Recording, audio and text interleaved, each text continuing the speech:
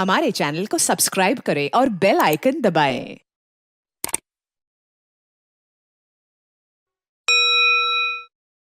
पाकिस्तान में हमास के तर्जमान डॉक्टर खालिद महमूद कदूमी ने लाहौर प्रेस क्लब का दौरा किया और गवर्निंग बॉडी को गजा की मौजूदा सूरत हाल से आगाह किया।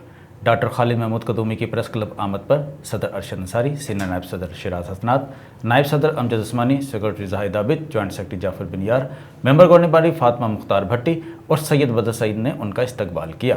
डॉक्टर खालिद महमूद ने गजा की मौजूदा सूरत हाल को तूफ़ान से तशबीह देते हुए कहा कि तूफ़ानुल अक़सा के बाद क्या सूरत हाल होगी, इस बारे में कबल अज़ वक्त कुछ नहीं कहा जा सकता। गजा में शहीद होने वालों में हमास क़यादत के अहले खाना भी शामिल है।